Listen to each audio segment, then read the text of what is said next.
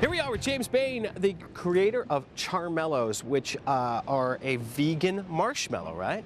Good morning to you, by the way. How are you doing? I'm well. Approached this with total skepticism. By the way, when you first came up here, I was like, okay, so vegan marshmallows is like some sort of tofu thing, I'm sure. But we'll talk about that in just a second. People may not know what's in your marshmallow, your actual regular marshmallow. Right. Vegans, vegetarians, you should pay attention here if you don't know already. What are some of the normal ingredients in a marshmallow? Gelatin, which is sort of the main non-vegan one. Otherwise, you'll have corn syrup. Some will put in titanium dioxide, so they're extra white. That's the stuff you'd use to sunblock your nose at the beach, which is always something I want to eat. Yeah, and so, but the gelatin is made up of some pretty nasty stuff, really. We'll say boiled hooves and hides, basically. So not good. Not vegetarian to at all. know, not vegetarian at all. So you thought to yourself, there's a market there, and you're right. And when I tried one of these, I couldn't believe how good they were. They are so good. Very well done. Good job. And do they act like a marshmallow in every single way? Pretty much. I've not come across anything that they differ from regular marshmallows in terms of the bag ones. I was going to pick this up. Yeah. Very light, fluffy, has the same powdery outside, tastes exactly the same. Yeah. There's no real difference except the ingredients. Some toasting, so if you're toasting them, you want to point the stick up, not down. It's just the nature of how they're made. Good. So good.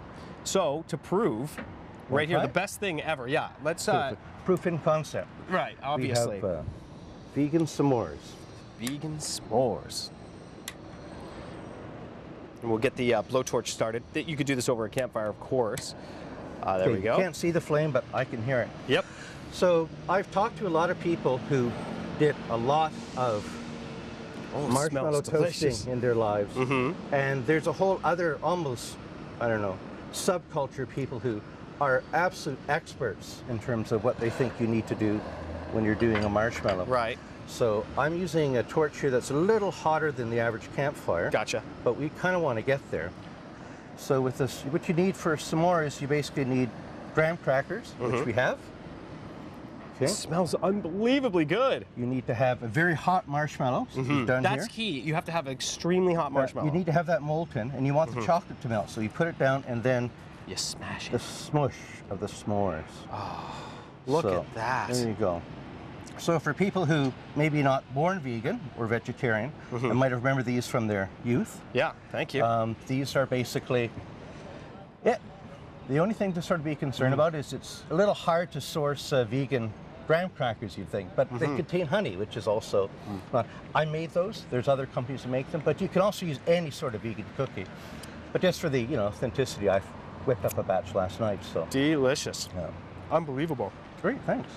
Well done. So where can I get these? Right now, Harvest Loaf in Westboro carries them. I have Rainbow Food carries them as well. Oh, good. And Anti-Loose Treats on Bronson. Other people are looking at distribution for them. They're just talking about it, and very shortly you'll be able to log on to charmallows.com, and I'll have a sort of a storefront there as well for people. Yeah, but those are very well-known spots for people who are kind of alternative eaters, right? Yeah, so if you're going camping and you're going camping with a vegan, it's nice to be sensitive if you can. And these, I'm telling you, there's no difference. So these actually taste better than a lot of some of the cheapy marshmallows you can buy, right? So these are very, very good. In terms of a broad distribution, would there be something like that where I could end up getting bags down the road? Is that part of the plan? Maybe? Part of the plan is, I'm looking at regional distribution now, so that means talking to individual retailers. Yeah, you have to start. And there's distribution you can do across Canada, so it's really to sort of, get the product together and make sure people, want it and can get it. Yeah.